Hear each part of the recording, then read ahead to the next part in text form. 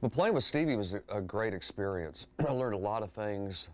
I learned a lot about a lot of things. You know, any long relationship, we were together for 14 years doing that.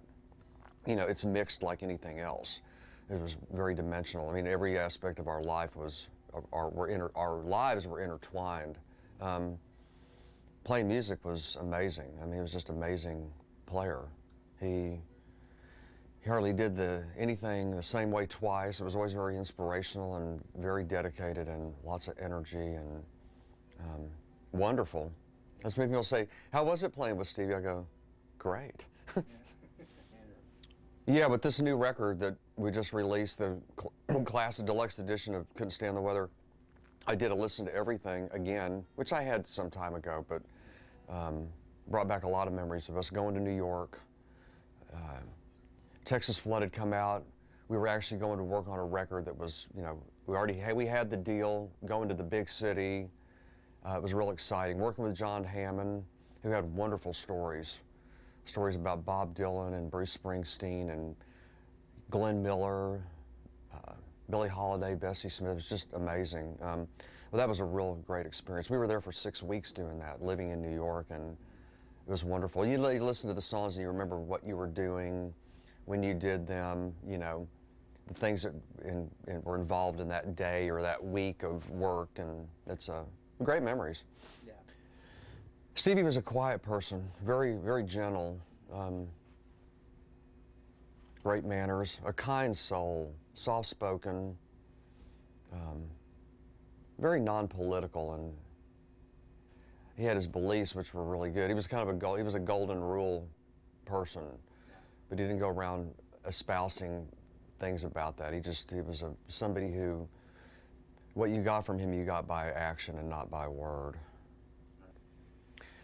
It's hard to, you know, it's hard to think it's been 20 years. I have a son who was born almost 3 months the day after Stevie died, and he's in his second year at UT, 6 feet tall and has a goatee, and I'm like, how was that long ago? I mean, I think about Stevie though every day. I've thought about him every day of my life. It's like he's gone, but it's like he's never left. And it's been a year, it's been a day, it's been 20 years. Those are hard questions to answer. You know, what would you be doing today?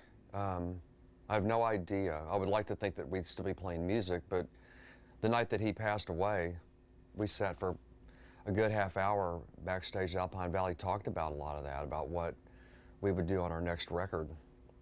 We were talking about horns and you know, what musical direction he wanted to go in. So maybe some more orchestrated stuff, kind of like what we did with Carnegie Hall, with more like brass and different kinds of horn arrangements and stuff to do a bit of that as opposed to just the quartet or certainly a, you know, trio configuration at that point. But it was, yeah, we did. That was like 5 minutes before he passed away. I've been doing various things. We do some shows with our band, the band that we had, Storyville, Austin-based band, and last year we did a bunch of work with the Archangels. We put the Archangels back together, and we're maybe looking to do some more work before this year is over. Been doing some stuff with Kenny Wayne Shepherd, and as of the last few years, I've been doing the tours for the Hendrix estate, Experience Hendrix tours, where I'm basically the house drummer for a whole array of artists, kind of a review style tour.